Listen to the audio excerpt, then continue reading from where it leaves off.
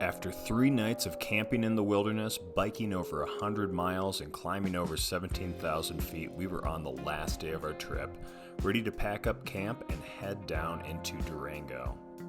It went by so fast, but went by so slow. I'm sad. No time for hard feelings, though. We've got a long day ahead of us still, and that's where we're going. The ride from our campsite at Taylor Lake to Kennebec Pass was fairly flat and fairly easy. The top of Kennebec Pass is actually a parking lot with a 4x4 road that you could drive up to and easily shuttle the segment that we are doing here today. Once you crest over the pass, the next few miles are all downhill, and actually a very steep downhill. Really was worried about our brake pads on this descent as it got quite steep at different points. Incredible views though. Also pretty intense exposure in some spots, which got a little exciting on our bikepacking rigs.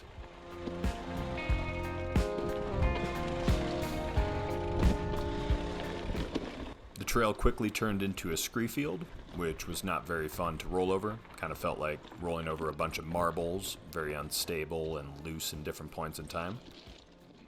So we took our time, clutching our brakes and more or less waiting for this part of the trail to be over. Eventually though, we dropped below tree line, the trail smoothed out, and it was much easier going.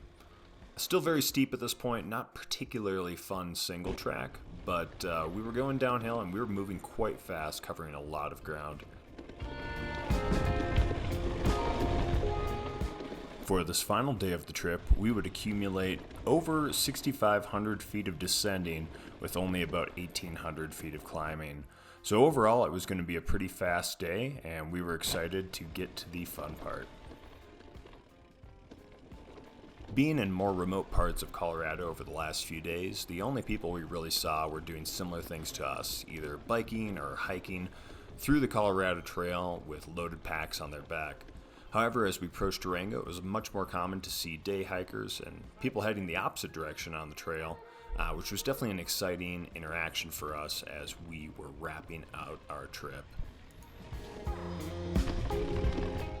This part of the trail started to get really fun. For one, we were below tree line, which wasn't a very common occurrence across this trip. The foliage started to change. We noticed it was a lot greener, wetter over here. The dirt was amazing, and the single track was super smooth, an awesome gradient for cruising down even with our fully loaded bikepacking rigs.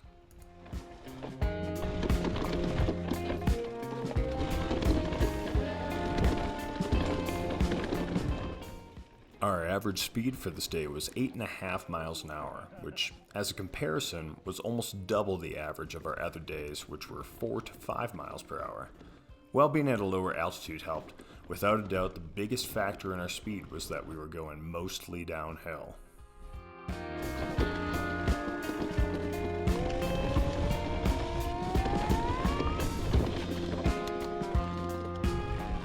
As we approached the creek that we were going to ride alongside for the next few miles, we stopped one more time to fill up our water bottles and hopefully make it to the bottom of this segment without filling up once again. Whoa! Wow. Okay. Austin took over camera duties as we pedaled along the slight descent of Junction Creek.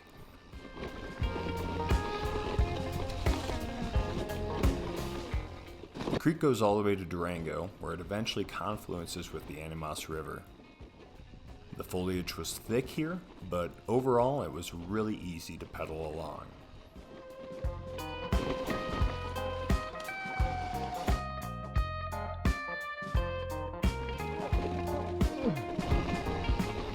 Until eventually we hit the one big climb of the day. While the climb was only a few miles, it was quite technical and required a decent amount of walking.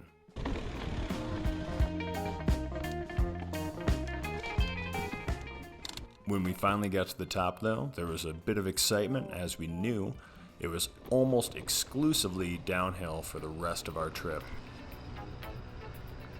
And this segment of the Colorado Trail is absolutely amazing on a bike. Not only is it beautiful, but there's a ton of interesting technical features to roll over, amazing flow, and great trail speed.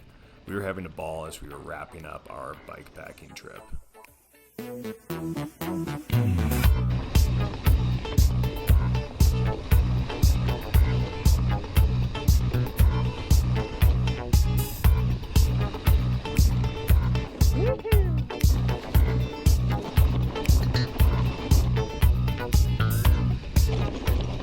With this being our first ever mountain bike packing trip, overall everything went very close to plan.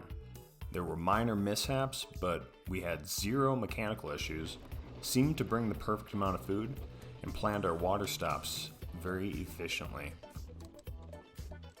We couldn't be happier with this 4-day trip spanning 130 miles and nearly 20,000 feet of climbing across some of the most beautiful parts of Colorado.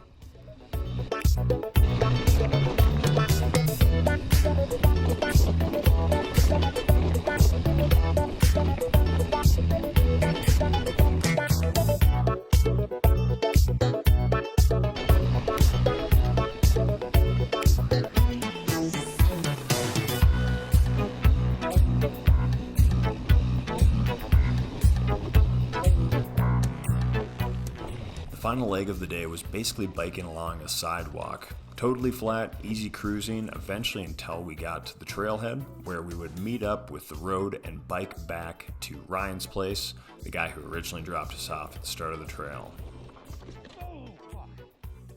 As I'm editing this now, I definitely missed the Colorado Trail and will be doing future bikepacking trips. After all, one of the most motivating feelings in life is the sense of accomplishment from being done.